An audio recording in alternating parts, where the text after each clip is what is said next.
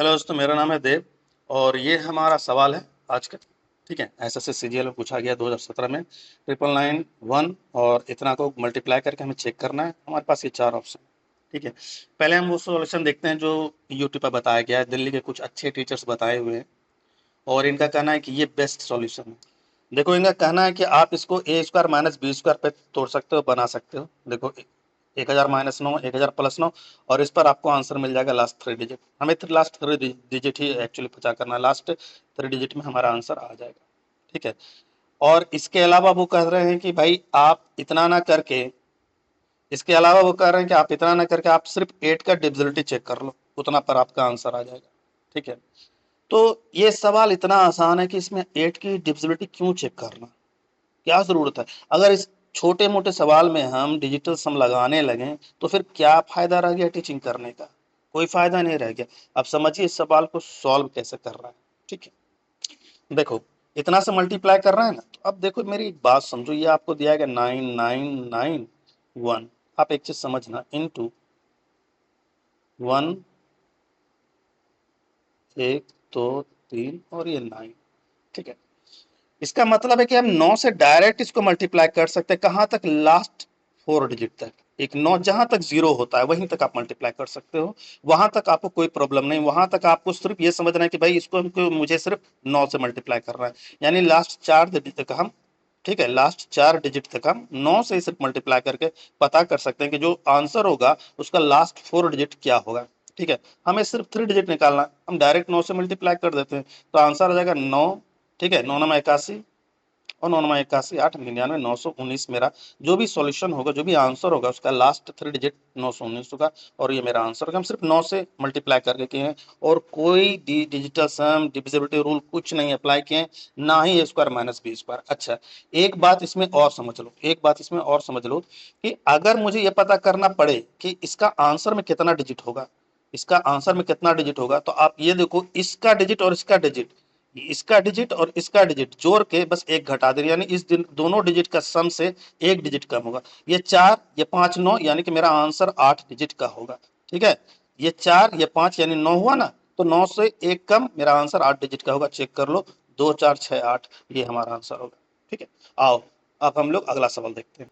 अब देखिए, मेरा इस सवाल को बताने का मेन मोटिव ही यही है कि आप इस सवाल को समझिए, क्योंकि ये एसएससी में पूछा गया। देखो, ठीक वही सवाल है, 9997 और यहाँ 10003 है ना, यहाँ दिया गया है। अब हमें करना क्या है कि हमें इसको मल्टीप्लाई करना है। अच्छा, इसमें देखते हैं कि इसका ये जो है लास्ट 3 डिजिट, ठीक है, या 4 डिजिट, ठीक है, ये तो दोनों में बराबर है, इस दोनों में बराबर है और इस दोनों का भी बराबर है। तो इसका मतलब हमें ये पता करना पड़ेगा कि भाई ये कितना डिजिट का होगा, ये कितना डिजिट का होगा। ठीक है, तो पहले ये देखो कि ये जनाब बताएं क्या हुआ।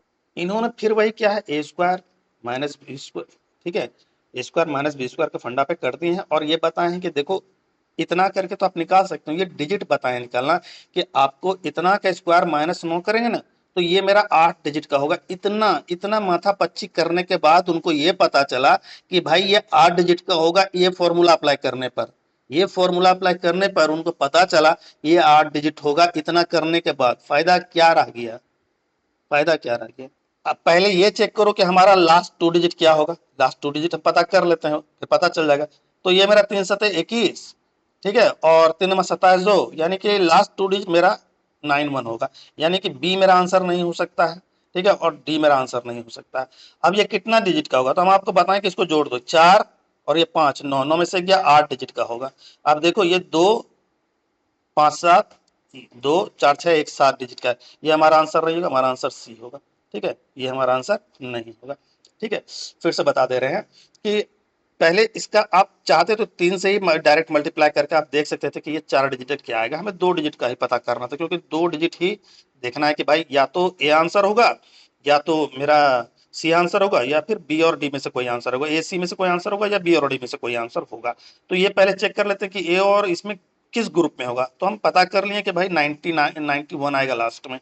डायरेक्ट 3 से मल्टीप्लाई किए हैं और कुछ नहीं किए हैं। ठीक है, और उसके बाद कितना डिजिट का होगा, तो इतना फंडा नहीं करना है।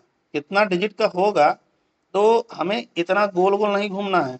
कि भाई इतना करके ये पता करो, फिर निकल चुका एग्जाम, फिर एग्जाम निकल चुका, मत करना ये। आप डायरेक्ट देखो 4 5 9, ठीक है, डायरेक्ट देख लेना कितना का है, 4 5 9, 9 में से 1 कम 8 डिजिट का होगा, ये 7 डिजिट का हुआ, ये हमारा आंसर नहीं होगा डी, ये 8 डिजिट का है मेरा, ये हमारा आंसर होगा, सी आंसर जो होगा मेरा। ठीक है, अब बात इतना आप समझ के हम यहाँ पर आपको 2 सवाल बताएं, एक ये वाला सवाल, ठीक है, इसमें हम आपको ये बता दिए कि लास्ट 4 डिजिट तक आप जा सकते हैं, क्यों, क्योंकि इसमें 3 जीरो लगा हुआ है। ठीक है, और उसके बाद कैसे निकालना वो सारी चीज हम आपको बता दिए हैं। कितना यहाँ पर कितना डिजिट का होगा सॉल्यूशन मेरा वो भी बता दिए कि इस दोनों को जोड़ दो, जोड़ के जितना आएगा उससे 1 कम, यानी 8 डिजिट का होगा, यही मेरा आंसर होगा। ठीक है, तो इस 2 तरह का सवाल, अब आप जाइए वहां पर देखिए कि उनका सॉल्यूशन कैसा है, और उसके बाद तब आप मुझे आंसर कीजिए कि हाँ भाई सही है गलत है। अच्छा लगे कमेंट कीजिए, पसंद आए जैसा कर। Okay, thank you.